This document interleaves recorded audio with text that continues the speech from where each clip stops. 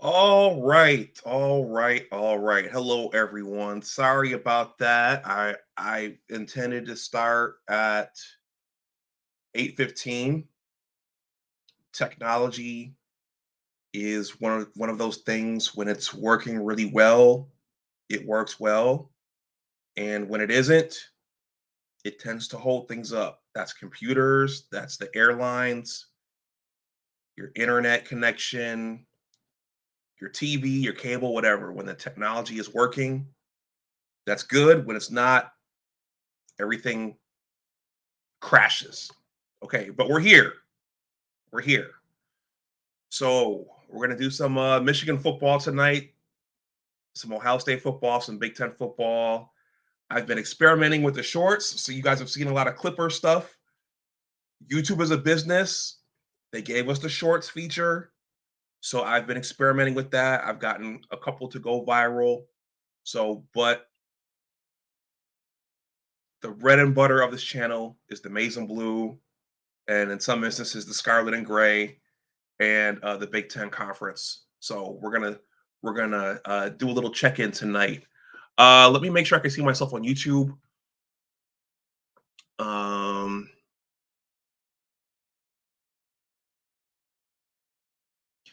yep, we are live. I'm gonna play the intro, and then I'm gonna jump in. Buckeye Alex is backstage, and we're gonna talk about some recruiting and just some off-season biz. All right, so I'll see you on the other side of the intro. Whoever comes in, please hit that like button. Smash that like button if you're new. The algorithm brought you here. Please consider subscribing to the channel.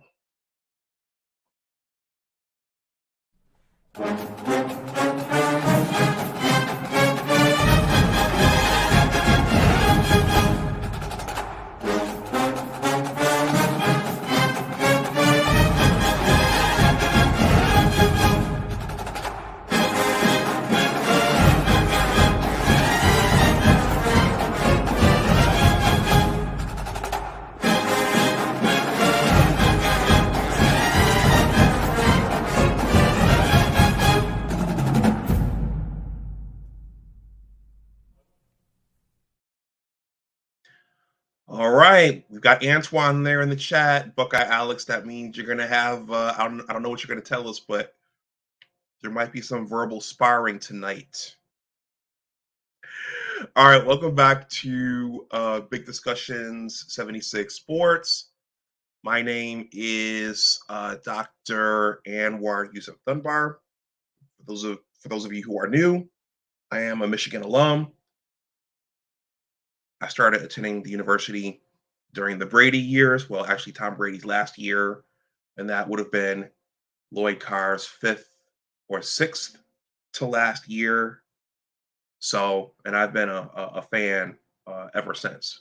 So, me and Alex, we're going to catch up on some of this recruiting business, and we're going to talk about the trajectory of the two programs. If you're watching and you want to donate something to the channel, you're under no pressure to do so.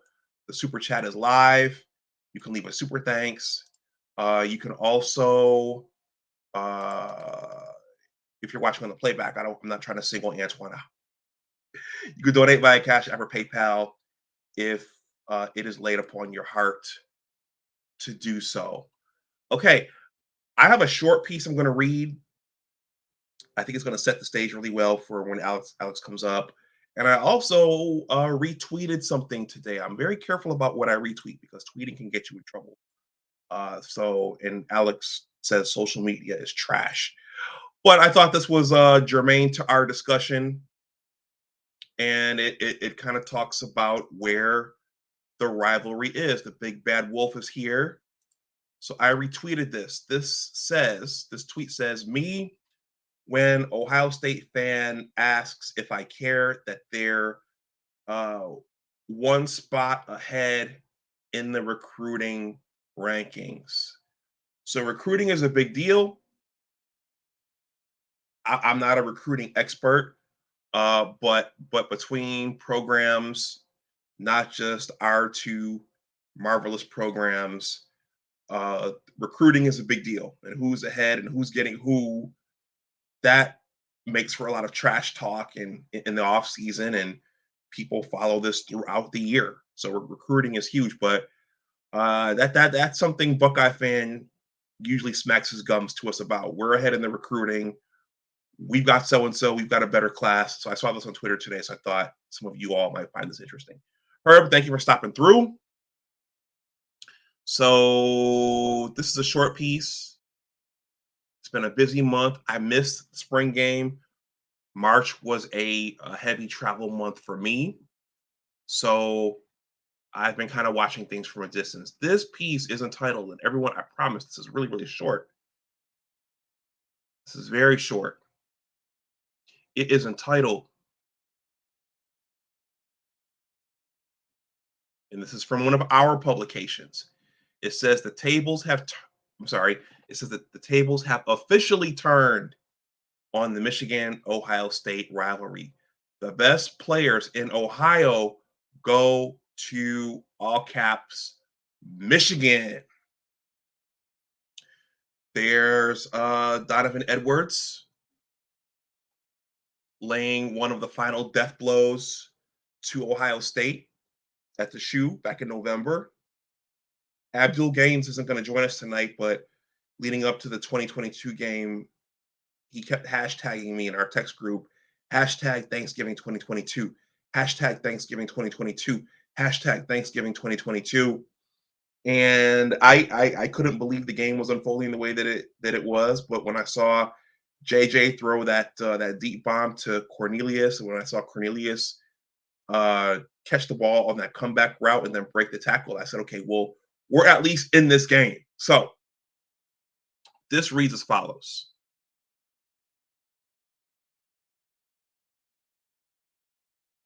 Late Tuesday afternoon, Michigan football received a commitment from 2024 four-star Cincinnati running back Jordan Marshall, the number 3 overall recruit in the state of Ohio. He committed to the Wolverines despite serious interest in Wisconsin, Tennessee, and most notably, the Ohio State University. The commitment does more for Michigan than bolster its 2024 recruiting class that sits at number 5 in the country per the 24/7 Sports composite rankings, but is also largely indicative of a glaring advantage the Wolverines have finally claimed following back-to-back wins against the Buckeyes. Marshall's commitment also comes on the heels of Brandon Hillman's commitment to Michigan over, you guessed it, the Ohio State University. The Buckeyes, who have statistically owned the upper hand in recruiting over Michigan for an extended period of time, have watched in horror as Michigan continues to reel in name after name from their own backyard. It's a lengthy list that includes Marshall, 2024 four-star offensive lineman Luke Hamilton, true freshman cornerback Cameron Calhoun, true freshman athlete Jason Hewlett, true freshman defensive back DeJuan Walker, and the true freshman linebacker / edge Breon Ishmael, just to name a handful. Since the moments that followed Michigan's 45-23 trouncing of the Buckeyes in Columbus, the momentum has just continued to build for the Wolverines with no signs of slowing down. Cornerback prospects in 2024 like Bryce West, who was number 49 nationally, and Aaron Scott, number 71 nationally, remain high on the Wolverines list. Brian Robinson, a Youngstown native and the number 9 ranked edge in the country, is also considering a heavy Wolverine lean. Ben Roebuck, a 3-star offensive tackle prospect, is also leaning towards Michigan. This all begs the question, have the tables finally turned? Following Jim Harbaugh and company's 2021 win over Ohio State, fans and analysts alike clamored for an instant impact on recruiting. However, the ensuing offseason offered very little movement in that regard, as Harbaugh flirted with returning to the NFL's Minnesota Vikings, and both coordinators left the program. You know how the story ends, as Michigan would still find a way to silence its doubters and defeat Ohio State. But what Harbaugh and the Wolverines have finally managed to do is flip the script on the Buckeyes. They have effectively put themselves in a position to dominate the rivalry with Ohio State in the same fashion the Buckeyes had boasted over them for so long. It's also noteworthy Michigan is winning a battle. Uh, Let me read that again. It's also noteworthy Michigan is winning a battle consists of far more than just recruiting the state of Ohio. The Wolverines will field a roster that returns most of its production from 2022, from the 2022 campaign, while also welcoming in one of the top transfer portal classes in the country. Isn't that fun to say? Guys like JJ McCarthy and Donovan Edwards are certainly, I'm sorry, guys like JJ McCarthy and Donovan Edwards are certain to strike fear into the hearts of Buckeye fans that will return to Ann Arbor for the game in 2023, where all eyes will rest on the state of Michigan as the Wolverines aim to further their stranglehold on the rivalry. Okay, it's 8:40. Let me just do this really, really quickly. I don't want to keep Alex waiting.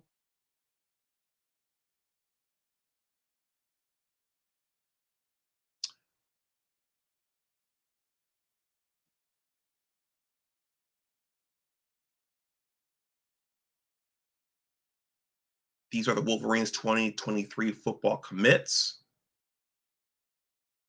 The class is ranked 19th overall. This is they have a 17th composite rank and a 19th ranked transfer rating. All these guys are enrollees, so they're already there. Cole Cabana, running back, J.R. Hill, a cornerback, Amir Herring, uh, left outside, no, inside outside linebacker. Alex will probably tell me what that IOL means when he comes up. I think that's outside linebacker. Cameron Calhoun, he's a corner. Samaj Morgan, he's a wide receiver. Frederick Moore, wide receiver. Zach Marshall, ATH. Alex can tell me what that means when that comes up. That might mean, well, let's click on it. Nope, it's not a live link. Okay, Benjamin Hall, running back. A Merritt Kumba, edge rusher. Signed letters of intent. Eno Etta, defensive line. Carmelo English, he's a wide receiver.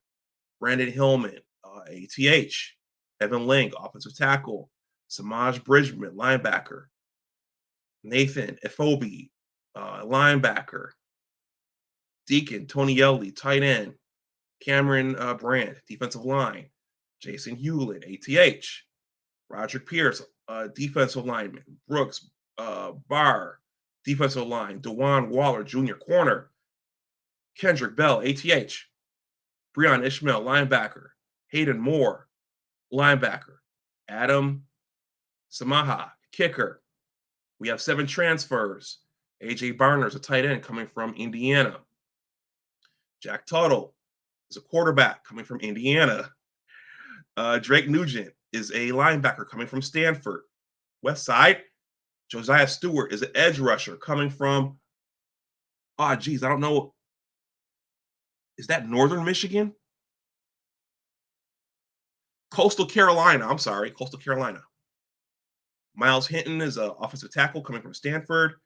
Ernest Hausman is a linebacker coming from Nebraska. And Ladarius Henderson is a linebacker coming from Arizona State. Okay, let me do the 2024 class really quickly, then I'll bring Alex up so he can react to all this.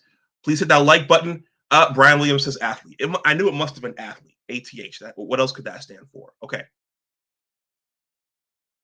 I know you guys want to see Alex, so I'm gonna hurry. The viewers tend to ratchet up when Alex comes up.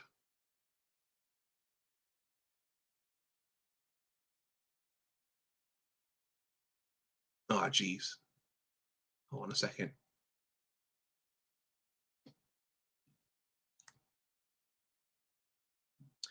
You got to be kidding. Okay.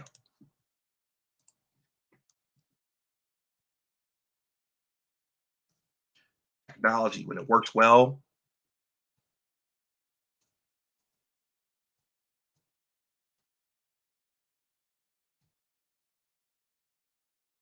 works well. When it doesn't, all right. 2024. And these will largely be the names that I just read in that article.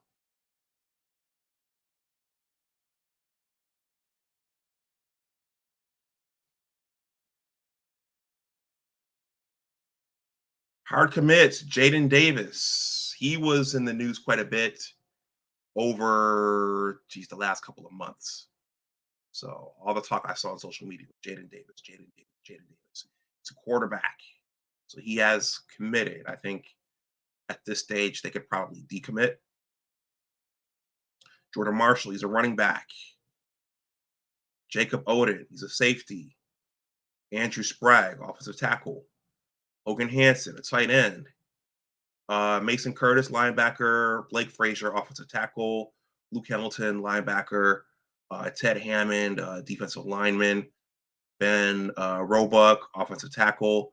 Manuel Biegel, defensive lineman. Zach Ludwig, a linebacker. Okay, that's what we have so far in the 2024 class. So everyone with that out of the way, I'm going to minimize this, and I'm going to bring up the guy we've all been waiting for. I would play the Ohio State song, but the Ohio State song is not public domain like Michigan song, so I'll get a copyright claim or strike for playing it. So we're just going to bring Alex up. Alex, take it away. It's a nice. Well, first of all, it's how are you? It's been a while since we caught up. I'm good, man. I'm good. March was a busy month, a lot of travel, so it's good to be back and to be able to do this again. Good. How are you? Good. Very, very good. I know you're having some technology issues. As we say, kind of in my everyday world, technology is it's put together by duct tape and super glue. So, yeah, we always run into issues, so it's understandable. The article you read was interesting. It's not factual at all, but interesting. All right. So, obviously, recruiting is always a hot topic, right? So this is going to sound, I don't want this to come off the wrong way, but Ohio State could have had Jaden Davis if they wanted him. They chose Dylan, right? They chose the number one quarterback in the country. He decommitted. I'm sure you guys are aware. He's probably looking at Georgia, USC, or Nebraska, because I think he's a Nebraska legacy. So, that happened. Buckeyes quickly pivoted, and then ended up getting Aaron Nolan out of the number one quarterback in Georgia. So, they pivot very quickly, and just kind of is. One thing I want to point out about the article is that when you say the tables have turned, well, the tables are only going to turn if Michigan starts coming into Ohio State and taking more than one player that they wanted in the past 20 years. That's when the tables turn, right? Now, currently, Michigan has 4 commits out of the state of Ohio, and Ohio State really only wanted one of them. But that one, running backs are a dime a dozen, right? So, they quickly pivoted, got a kid who's ranked one slot ahead of him. And then they just got a commit from, what was the kid's name? He just transferred. Sam Williams-Dixon. They just got a commit from Sam Williams-Dixon. So, who's I think he's in the top 100 running back, in the state of Ohio. So, when they didn't necessarily get the kid from Cincinnati Moeller, they pivoted, got a kid from Texas, who's, running back. When you're kind of in that top 10 ranking, when it comes to position, you're just kind of like splitting hairs with that, at that moment in time. So they didn't get that kid, and that's fine. Like, everybody's entitled to make whatever choice they want to, and I'm sure they wish him the best. And I would love to see him play. I mean, he's an Ohio kid, so I'm always going to root for Ohio kids. But the tables turn. Michigan starts coming in and getting players that Ohio State has offered, which leads me to my next point. Michigan has 4 players in their class from the state of Ohio. Only one of them had an Ohio State offer. Ben Roebuck, who plays at St. Ed's, who is a Michigan commit. There are 2 players from St. Ed's that got Ohio offers, and Ohio State commits who are ranked higher than him. Luke Hamilton, very good player. They waited. He was waiting on an offer, didn't get one. Chose to go to Michigan. There's nothing wrong with that. Like, if they wanted Hamilton, they could have got him. If they wanted Roebuck, they could have got him. That's that's not what they're looking for. So, and it's a fit thing.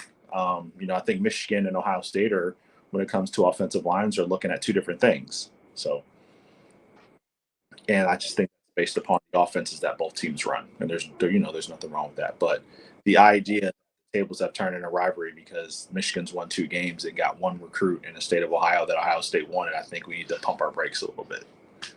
Just a little bit. All right.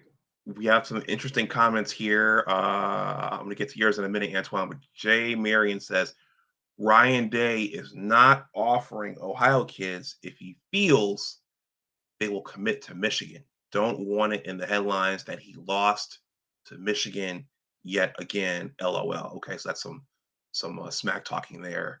See, that's not true, because go check the receipts. Ben Roebuck stated on his, I want to say his Instagram, that receiving an offer from Ohio State would be the most life-changing event in his life. So that's just not true. Check your receipts, folks. It's just not true. Okay. Jay Marion says, ask Brian Robinson. I don't know who Brian Robinson is. Antoine says, Ohio State is making a crucial mistake. They're treating their in-state kids like second-class citizens. Keep on. It's going to backfire. It's already starting. So, listen, from an evaluation standpoint, and I think Ohio State evaluates talent very well. I mean, they're very good at it.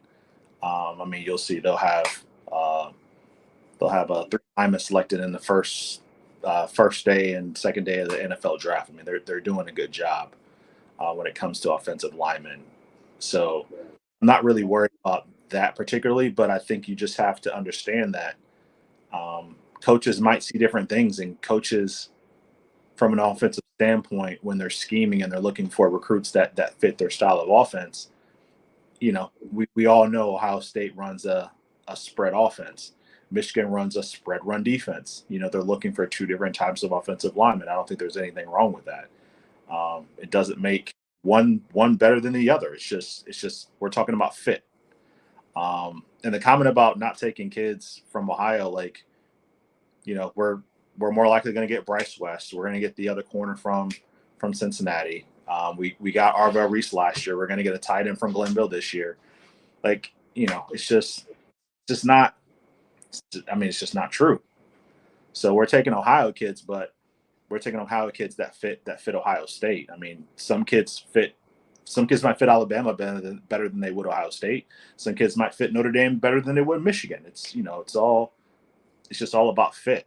I mean, it's cool to talk about, but if we're gonna be honest about it, like, not every kid fits Michigan, not every kid fits Ohio State, not every kid fits Georgia or Clemson or Texas or Alabama. So, I mean, it's going to be interesting to see, but kind of, in the future what those kids develop into.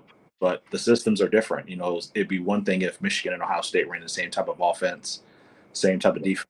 They don't, right? So Ohio State is recruiting what fits their offense and defensive schemes, et cetera. And Michigan does the exact same thing. And sometimes those things line up and sometimes those things don't. Mm-hmm. Antoine says, "Great. So now Ohio State in-state enemy made in-state enemy keep on Ohio State is going to backfire." Okay. So that's it's interesting. I think there's something there, but like I said, from a fit standpoint, some kids just don't fit the program, and there's nothing wrong with that. I know that Mike D'Antoni, is that his name, the coach from Michigan State? He made a living off of that in the early 2000s. So I mean, he would take kids who didn't get offered from Ohio State, and they would be amped to play that game every year. That's like their Super Bowl, so to speak. So um, it's a nice idea, but to sit here and say that Michigan and Ohio State we're all offering the same players and Michigan's just coming into the state of Ohio and taking their players, that's just not true. So, Alex, who is going to take over for CJ Stroud? Um, right now, it looks like it's probably going to be Kyle McCord, who they chose over JJ McCarthy. So that's going to be an interesting development this year. I know he's in a competition with Devin Brown, who just had surgery on his hand a couple weeks ago. So it looks like it's probably going to be McCord's job to win. But we'll see what happens. Devin Brown's probably more of a mold out of JJ than or Kyle McCord is kind of more CJ Stroud, but a little bit more athletic. What I mean by that, not that he has the throwing ability, he's more of the pocket passer, and Devin Brown is more athletic than Kyle McCord is. Okay, I was going to ask you what was so good about Kyle McCord that what makes Kyle McCord special? Accuracy. Okay. Accuracy. So when players camp at Ohio State, they're put through a certain amount of drills, at least quarterbacks, right? And they're evaluated on a bunch of different things, and they just liked Kyle McCord at that period of time more than they liked JJ McCarthy. And that's not the McCarthy, might not turn out to be a hell of a quarterback. We have yet to see that. I mean, he's really only had one good game throwing the football, but he has a couple more years to put some things together. So he's still young. Still, I think there's still a lot of room for him to grow. I do know he's a gamer though. I mean, he comes to play. He comes to play. He's going to do whatever he can to win. But when we're talking about NFL quarterbacks, I think they're looking for something a little different than what JJ has to offer. And I just don't believe that they felt like. I think they felt like Kyle McCord was a better development in the mode of what they would like to do at that position than JJ McCarthy. And there's nothing wrong with that either. I mean, Ohio State looks at tons of different quarterbacks, and I mean, they're kind of 3 for 3 right now with first round picks in the NFL draft. So I think they have a pretty good idea of what they're doing. Okay. Now you were pretty critical of JJ McCarthy last year. Has he changed your mind? Has he? No. Okay. No. Why? I just don't see the consistency throwing the football. I just don't see it. Now, like I said, he's a gamer, right? He'll do anything he can to win a game.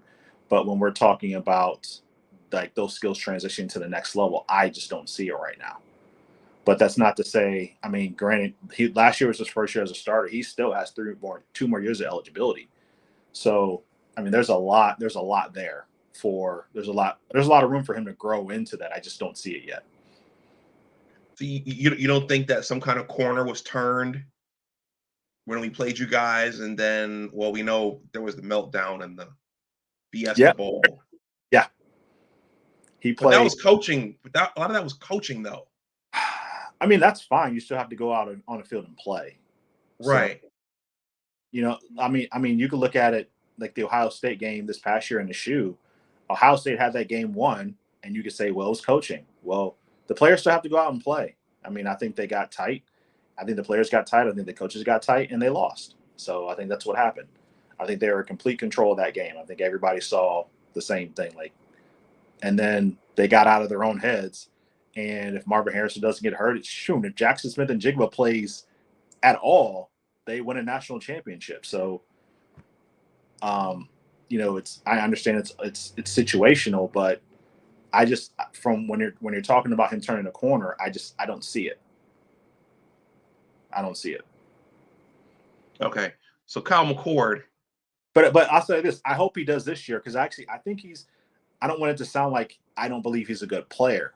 I believe he's a good player. I just don't necessarily know if he's the thrower of the football from a caliber standpoint that like Ohio State has been producing over the last several years. Mm-hmm. But I do think he's a good. I don't want it to come off like I don't think he's a good player. I think he's a good player. Do I think he's a good quarterback? No. Do I think he's a good football player? Absolutely. They're two different things. And I think he's a hell of a leader. Like he's a great leader. Like he had those guys ready to go last year. He's had them ready to go all season. So, they're two different attributes. Okay. So Kyle McCord, he's a somewhat tall kid. He's 6'3", 20 years old. So would you say he's more of is he a pro style kid, or is he He's gonna more of a sit pro in the pocket?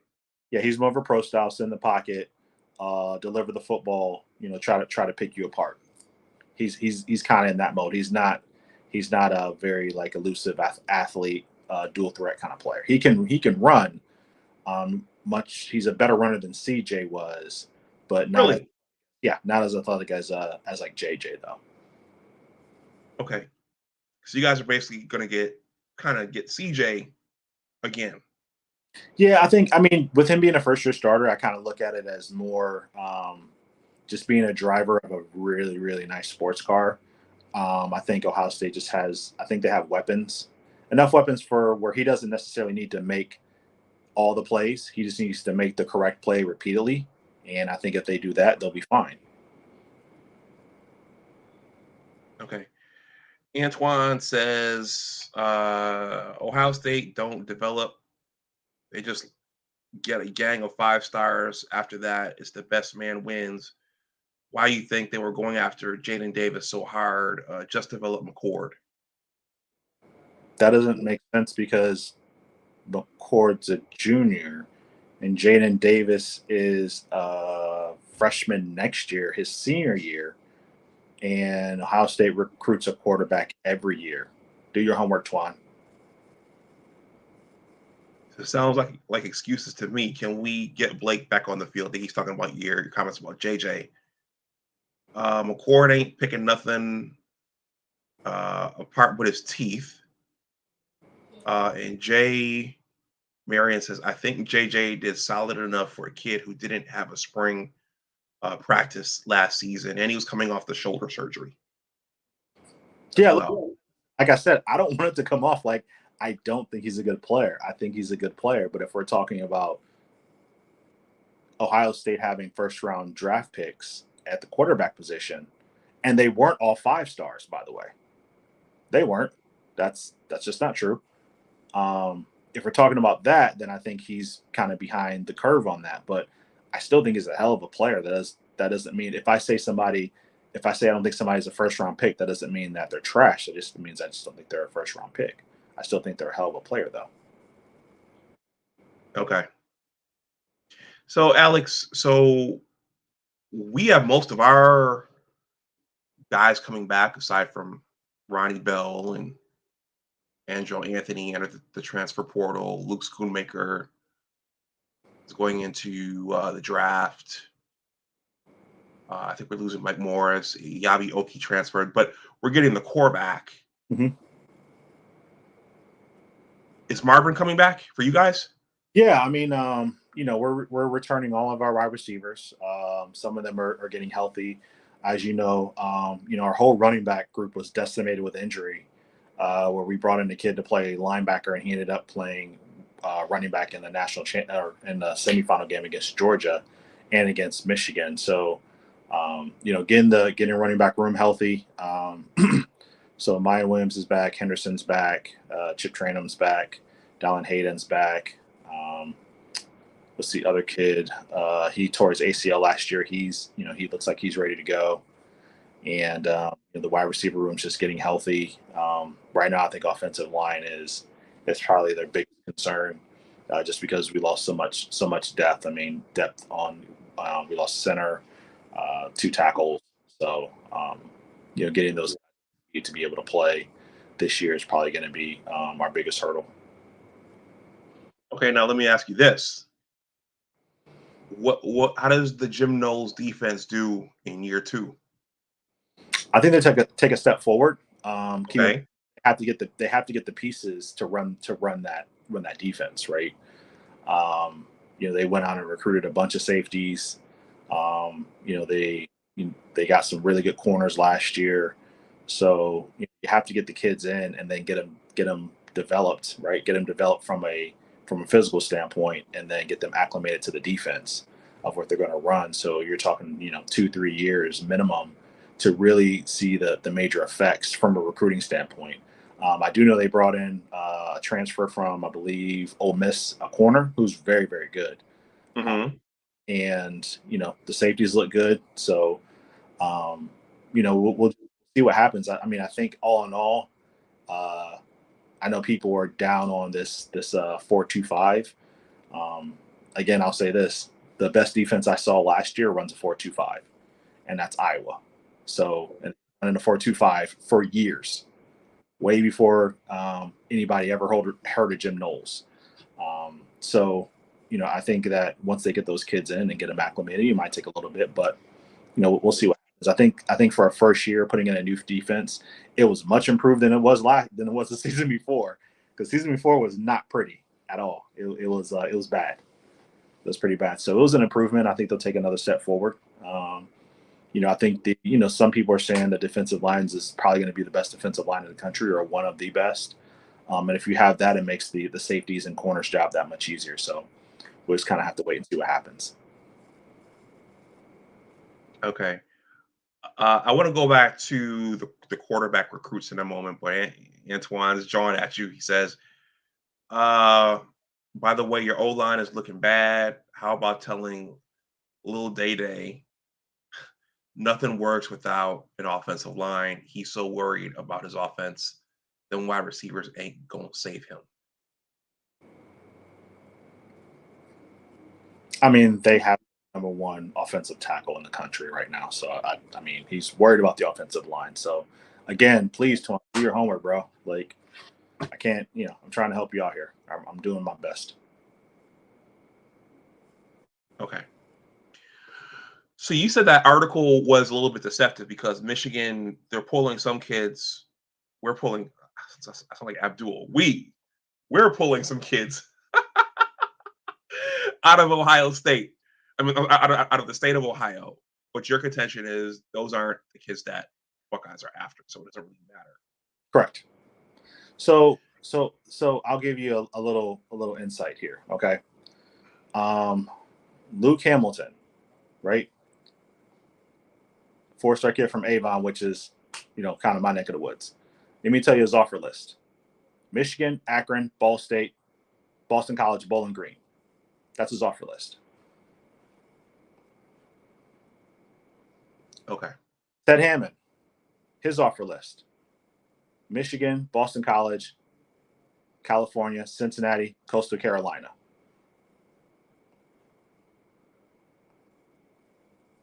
Ben Roebuck, Michigan, Boston College, Charlotte, Cincinnati, Duke. That's his offer list. Okay. So in other words, Michigan was I mean, the highest caliber school that was recruiting them. Yeah, there's a bunch more on there, but no offers from Ohio State.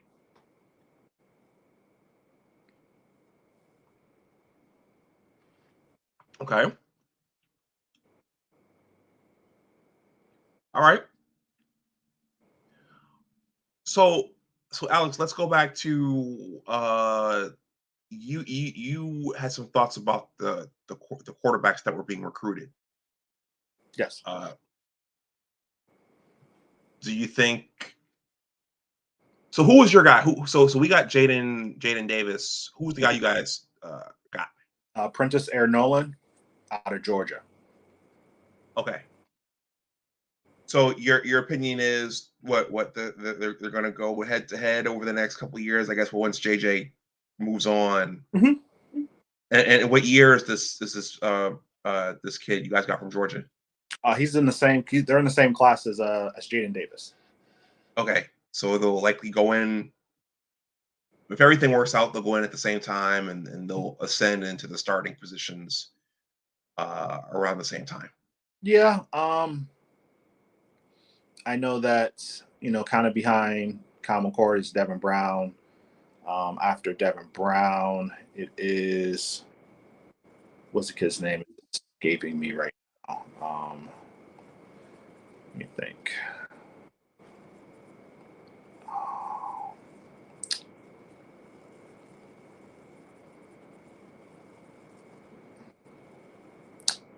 He has a weird name. Lincoln Kindholz. Lincoln Kindholz. So, I mean, they're kind of, they're definitely it's a loaded room. It's a very loaded room. So they might see each other on the field within the next 3 to 4 years. They'll probably see each other. Okay. All right. Well, Alex, we'll go for about another 20 minutes. What's the atmosphere like down in Columbus after the last 2 years? Is there you guys went head to head with Georgia. That game went down to the Yeah, final like I said, seconds. yeah, if Jackson Smith and Jigba plays or Marvin Harrison knocked out the game, Ohio State wins that game, they go on and win a national championship. I mean, everybody understands that. That's kind of like that was a foregone conclusion. I mean, Ohio State had Georgia beat, so they came to play, and I mean, I just think that I think I made a comment a while ago about Ohio State being so much far ahead of the Big Ten. I'm going to take that comment back because looking back at it, that's kind of where the landscape was. But Mm-hmm. but um, things have changed, right? NIL has changed everything. The transfer portal has changed everything.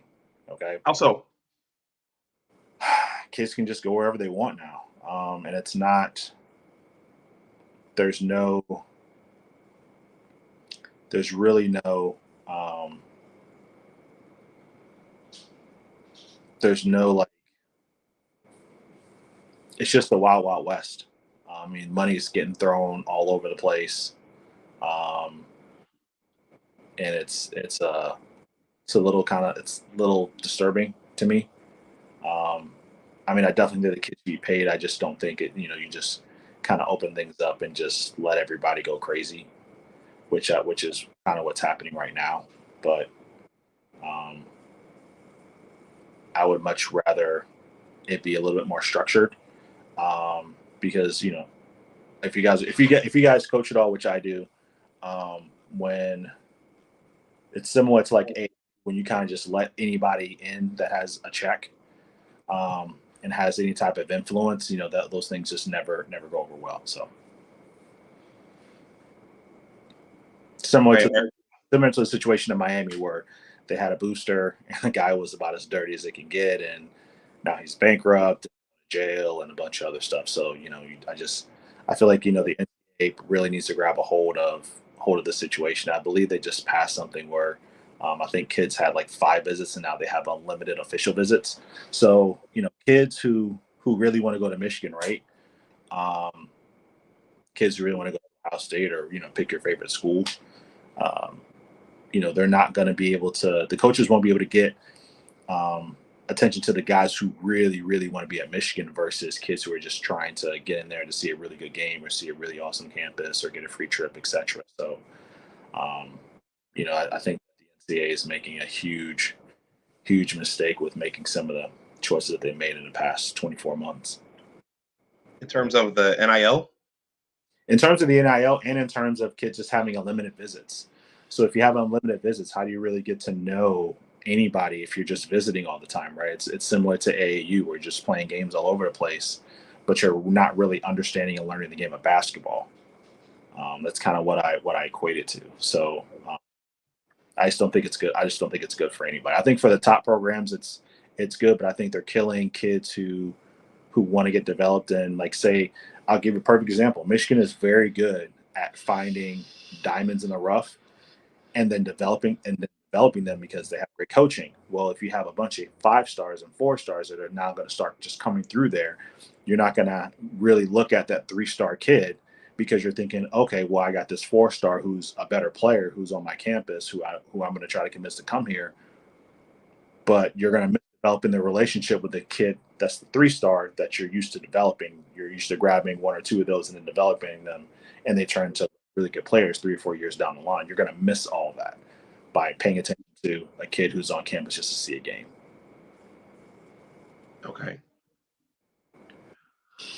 Let's see. All right, we got some more trash talking from Antoine. I'm going to read Jay Marion's comments. We'll go for about 14 more minutes. Antoine says, this guy is delusional. Does he understand that he can't suffer 1 injury? Well, Antoine, injuries are going to be critical for us next year too. So I keep up with the Buckeyes. Yeah, injuries are a part of the game. Like, listen, it's not an excuse. It's not an excuse.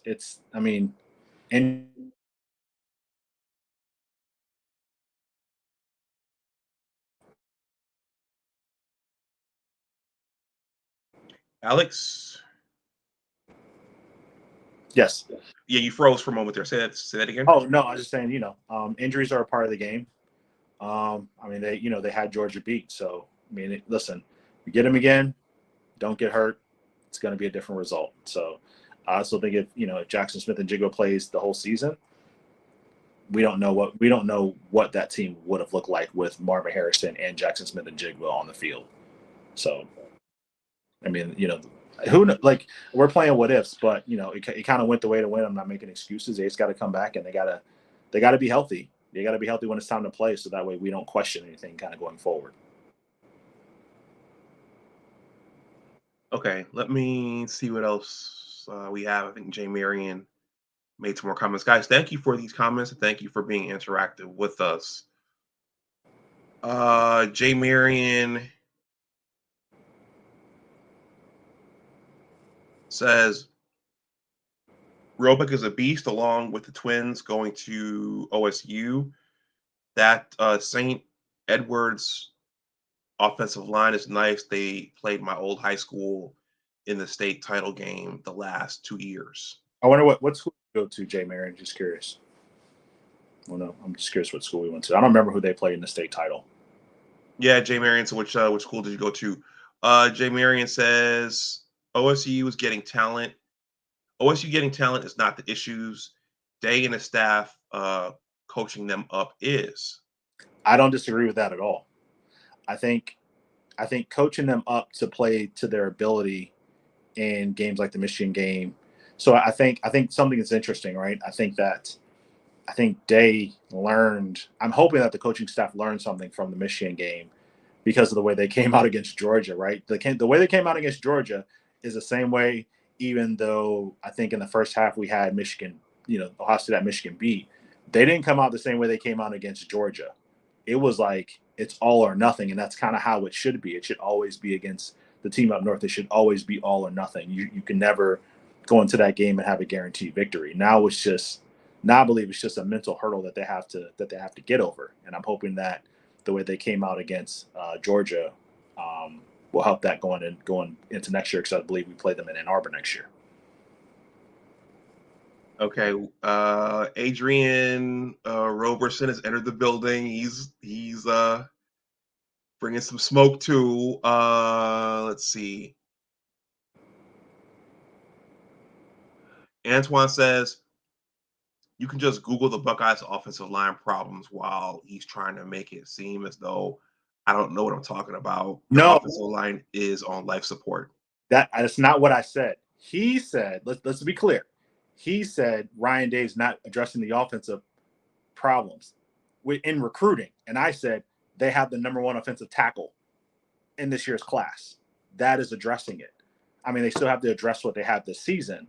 But from a recruiting standpoint, if we're talking about recruiting, maybe I misunderstood what he was saying, but I'm saying from a recruiting standpoint, they're addressing the offensive line.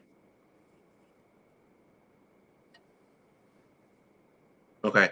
Jay Marion says, yeah, OSU is not confident in their offensive line from what I've been seeing. Yeah, they need some work. They need some work. They really do.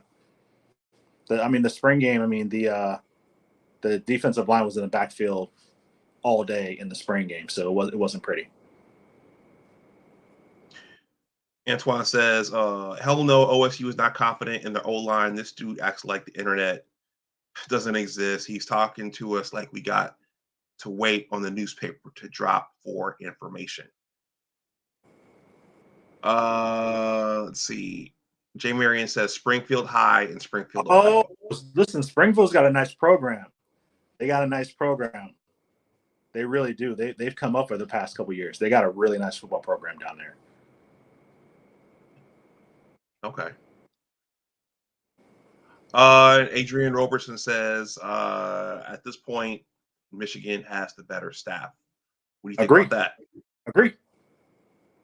100% agree. So Alex, I mean, what is that? Is it? I mean, the head coach is like a CEO. Correct. So, is it the hires they're making? What is it? So, I mean, let's talk about the elephant in the room. Jim Harbaugh gets his staff from where? Where do they come from? The Ravens. So, I think that's super smart. that's really smart, right? You bring in NFL coaching, and you have NFL coaching versus college coaches, right? I think that's one of the smartest moves he's made, which is why they're in the position that they're in. I do believe they have the better coaching staff, 100%. Hats off to him. I mean, there are some changes that Ohio State's making on their end. I know they just added James Laurinaitis to. I think he's some type of assistant, but he just pulled a linebacker out of Texas. So he hasn't hit the road recruiting, but he needs to. I think he's going to end up being a freaking superstar. I mean, if you could just pop on the scene and pull a kid from Texas, a top 100 kid from Texas at linebacker, I mean, it's a big deal. It's not a small feat. So, we definitely see what the team up north is doing. I do believe right now they have the better staff. I think from a skill position standpoint, it's not close, but in the trenches, I think they have the speed. I think Ohio State's gonna have to figure out what they're gonna do with Larry Johnson. I think he's probably gonna end up retiring after this year. That's kind of what I see happening. And then there's a huge question mark about who's going to fill that role. Not to mention, Jim Knowles has had his struggles recruiting. I mean, he's supposed to be the linebacker coach, but I know he's a really good X's and O's guy, but I don't know if he's necessarily a good recruiter. We haven't seen that yet. He hasn't pulled a kid yet. So there's that.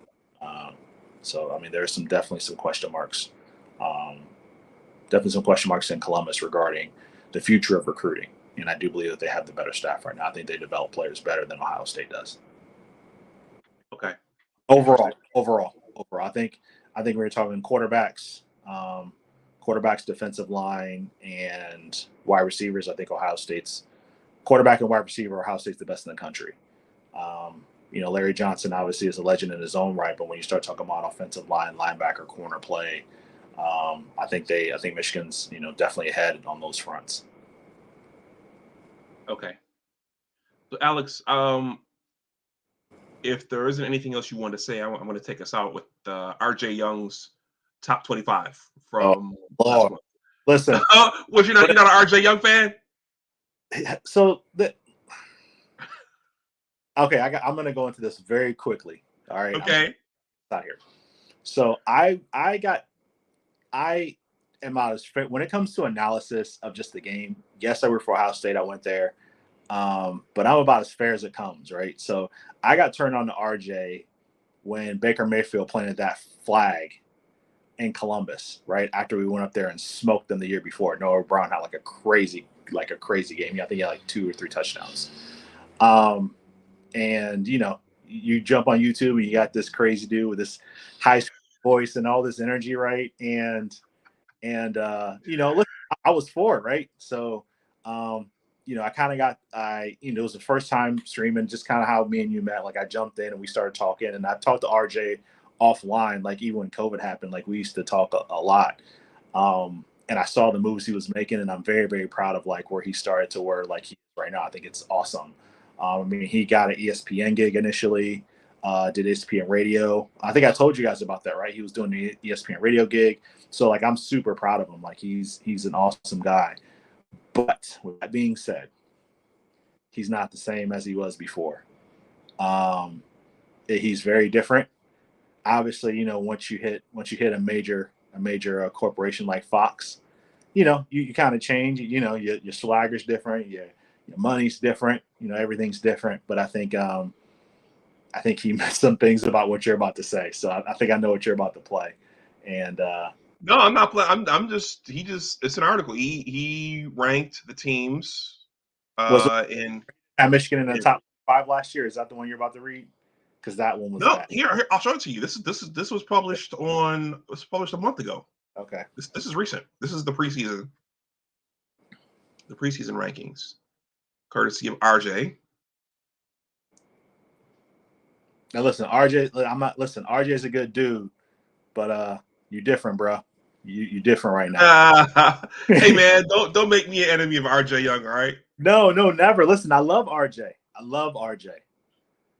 Listen, RJ was the dude. RJ was the guy who stood on a hill when everybody said that when Justin Fields had a bad spring game, that Ohio State was going to have like a losing season. He was the one who stood on the hill and was like, "Nah, y'all don't know what's about to happen." And I love RJ.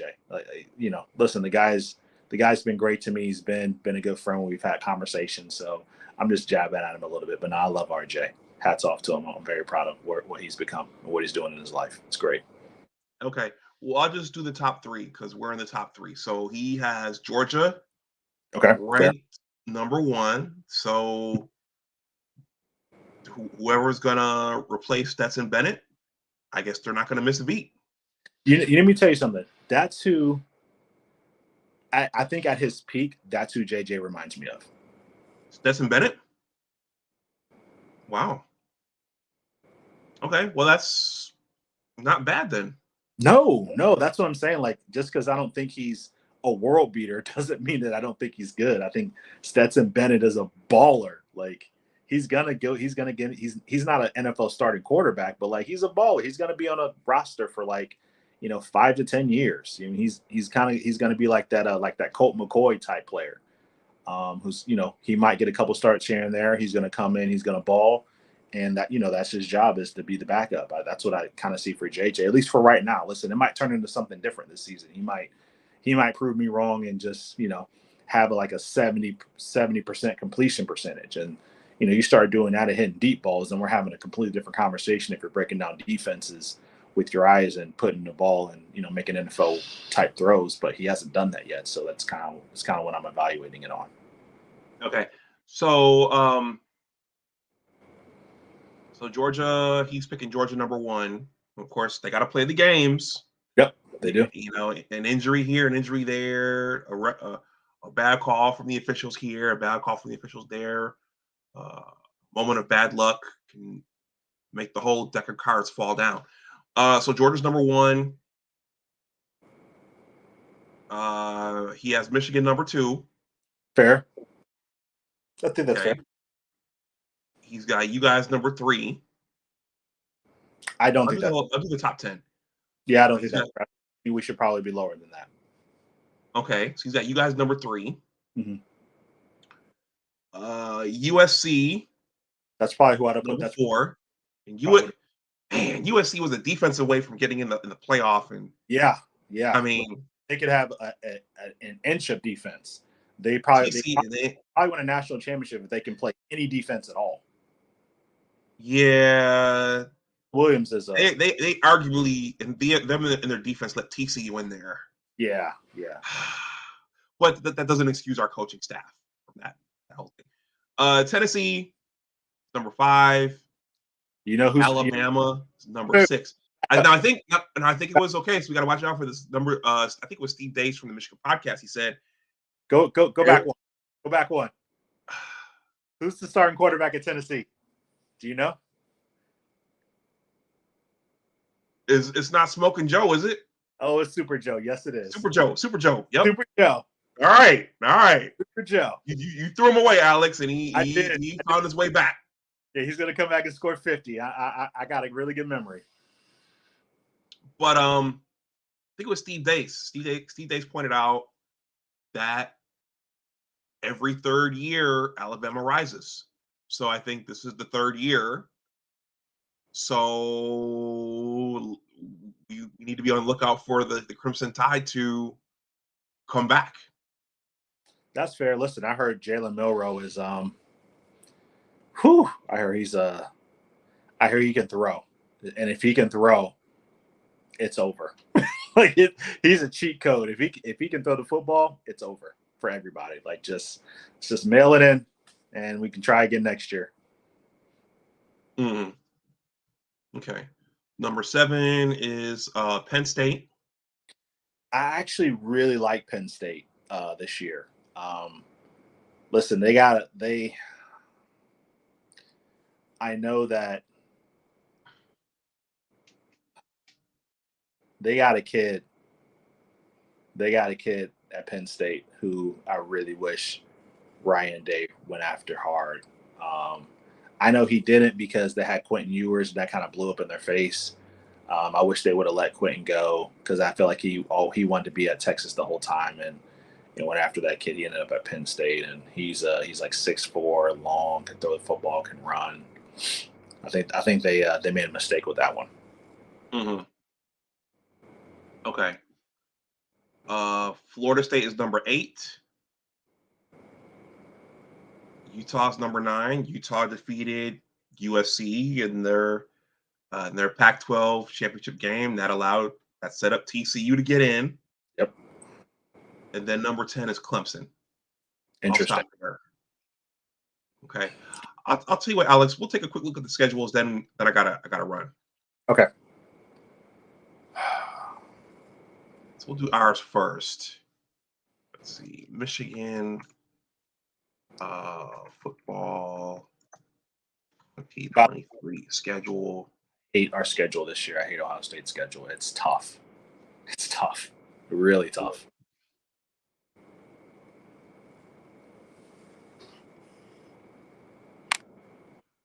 Okay, so for the Maize and Blue, this is our schedule. And I think it's similar to last year's schedule. Okay. So we start with East Carolina. Okay. And then UNLV, and then Bowling Green, and then Rutgers. We've got Rutgers in Ann Arbor. So we're starting off with 4 home games. So Michigan should start off 4-0. We go out to Lincoln to play the Cornhuskers. We go up to Minneapolis to play the Gophers. We host Indiana. We go back up to Spartan Stadium. We host Purdue. We go out to State College. I'm going to go to one of these this year. And they come here. They come here to play Maryland. And then you guys come and play us. Thanksgiving. #Thanksgiving 2023. Abdul's not here, so I'm upholding his swag. Listen, I'm putting this on record right now. I want to North. Since he came down here, we ain't won a game. We'll have to remind him of that. He jumped the border, and man, Michigan never looked back. I was like, whoo, I'm glad we got rid of him. Now we can go win some games. Okay, so you guys.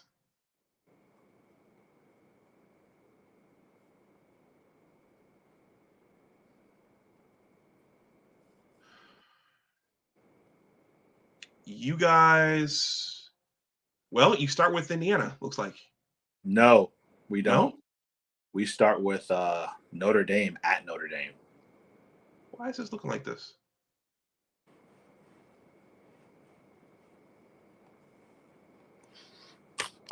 No, this says you guys got Notre Dame on the 23rd of September. Do I have the right year?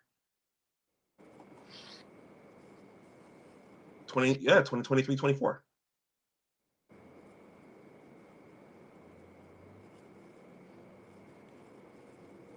Okay, so this says You're right. Yeah. this says you guys got you go down to Bloomington first. You host Youngstown State. Mm-hmm. You host Western Kentucky. Mm-hmm. And then you guys go out to South Bend to play Notre Dame. Yep. You host Maryland. You guys go out to play Purdue. You host Penn State. Wisconsin. You go up to Camp Randall. You guys go out to Piscataway to play Rutgers. You guys host Michigan State. You host Minnesota. And then you come to play us. Yeah, I'm not a fan of this schedule. Well, I mean, your first Indiana, Youngstown State, Western Kentucky. Yeah, those are all. So you guys are 3-0. Yeah, we're 3-0 going into Notre Dame.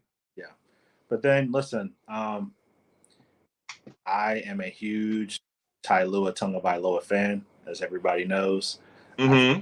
A Maryland game is going to be tough. I think it was tough last year. I think our defense is better this year, but I think they're going to make some noise in the Big Ten this year. I really do. I think they're in a position to do so. I think Michael Loxley way, they'll be all right. Mm-hmm. Well, Notre Dame should be stronger too in Freeman's second year. The improvement in year one was they got Sam Hartman as our quarterback now. So I'm not looking forward to that. Sam Hartman is a baller. Okay. All right, I'm going to read these final comments, and I'm going to wrap up. I gotta run. Antoine says, Adrian says, new quarterback in Bama. Antoine says Alabama has no quarterback unless they plan on going back to old school running the ball, which I don't think so with them picking up Notre Dame's offensive coordinator. I didn't know that. Penn State is overrated. That's Adrian. Antoine says, and Alabama's defensive coordinator is trash unless they changed. Yeah, they weren't very good. They weren't very good. He's right. They would. Antoine says Notre Dame is going to give you your first L. It's possible. Adrian says Indiana is their first game. Man, leave Youngstown State alone. OSU, LOL. But that Notre Dame game might be tricky for OSU. Adrian says Josh Gaddis is at Maryland. Oh, that's right. Never mind. We got it. Never mind. We're good. We're good. We're good. Josh Gaddis is terrible. He's the worst. And Jay Marion says, yeah, that quarterback from Wake Forest is at Notre Dame now. Yeah, Harmon's he's a beast. He's really good. He's really good. Okay. Hey, and neither of us have Iowa. Cade and Eric all went out to Iowa to look for an Iowa resurgence. Listen, if Iowa could have, I'll say this, if Iowa could muster half of an offense, they would win the Big Ten. Just half of an offense. Right? You can't have that defense on the field. That defense plays offense. That's how bad Iowa's offense is. Iowa's defense is insane. That they can any type of offense, they would change the trajectory of their program for years to come. Mm-hmm. Okay. Alex, do you have anything else? No. It's I know who was it saying that I was trying to sugarcoat the offensive line issues? No, there's one. Yeah, no, there's issues there, but they got time to get it squared away before the season starts. But no, there's issues on the offensive line. That's when you asked me that was my answer. My number one question is the offensive line. I think the quarterback will be fine. We don't need Kyle to. We just need him to basically be a game manager. Don't make mistakes with the football, and everything else should take care of itself. I know from I'll say this, so from a pass, which is going to be different. It's more this year and like this. They're really good at run blocking, very, very bad at pass blocking, right? So they could, they could block runs. I mean, that wasn't an issue. Pass blocking was an issue for them during the spring game. So they have plenty of time if they want to go in and get a transfer since the portal's open, because it's free agency right now. They can go ahead and go do that. So I mean, they have plenty of time to fix those issues, which I'm sure they will.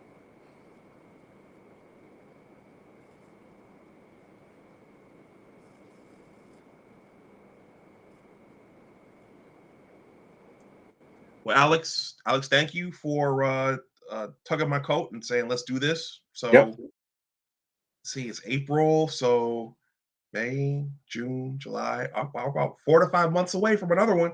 Yeah. Let's try to get something probably over the summer. And I don't know, maybe we can get together for that Maryland game or something. We'll figure something out. Okay. Sure. Okay. All right. Well, we'll talk offline. All right, sounds good. And listen, All right. Have a good night. hey, Blue Nation, suck it. That's how we listen. Listen. That's the only thing I'm saying until the season starts, because we've done enough talking. Ohio State just has to put up or shut up. That's where I'm at. Okay. So we got some Buckeye trash talk out the door. Yeah. But listen, they got 2.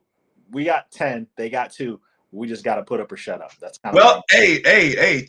Like 3 years ago, 2 years ago, you wanted the rivalry to come back. So I did. I still do. I'm still, remember, I said I was the guy who was saying make Michigan football great again. I think this is it's better overall for college football when the rivalries like this, right? But like y'all took 2. Now I want like 15 back. Like that's just how it is over here. So that's it. I'm done talking. Ohio State, listen, Buckeye Nation. We can't have a repeat. We can't let them get 3. So we're done talking. Let's just go play and see what happens. That's where I'm at. Let's just go play. all right. Go play. We ain't playing no flags. We ain't doing none of that goofy stuff. Let's just go play. All right, everyone. There you have it. So the teams have to go out and play, and anything can happen between the kickoff in September and then Thanksgiving. So anything can happen. All right, everyone. I'm going to go ahead and wind the stream down. I have to go back into the office tomorrow to make donuts. That's a 1980s Dunkin' Donuts reference. You guys, well, most of you guys know that I'm a writer working on a sports-related book. Please consider joining my newsletter. The link is below in the description box. There is a 2-paragraph greeting there. And you just click the subscribe button, and it takes you there. You can sign up for it. You're under no pressure to do so, but I'm always looking to expand it. And every name helps and is valuable. If you're new to the channel, please like, share, and subscribe if you want to donate something. That information is below in the description box. You can also leave a super thanks if you see fit. And with that, I think I will wrap this up. So thank you to everyone who hung out there in the chat. Antoine, J. Marion, Adrian. These live streams are, it's more fun when the viewers are interacting. So me and Alex will do more of these as we get closer and closer to kickoff in September.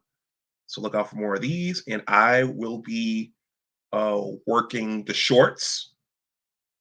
That's a new feature YouTube gave us to compete with TikTok, and those are very valuable. So I will continue to work the shorts.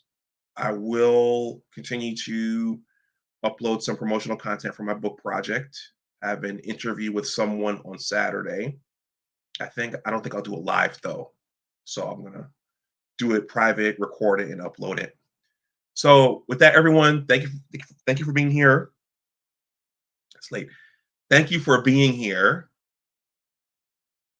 Stay safe out there. Go blue. As always, remember that your attitude determines your altitude. Always try to do your best. Take care, and I'll talk to you the next time. Bye bye.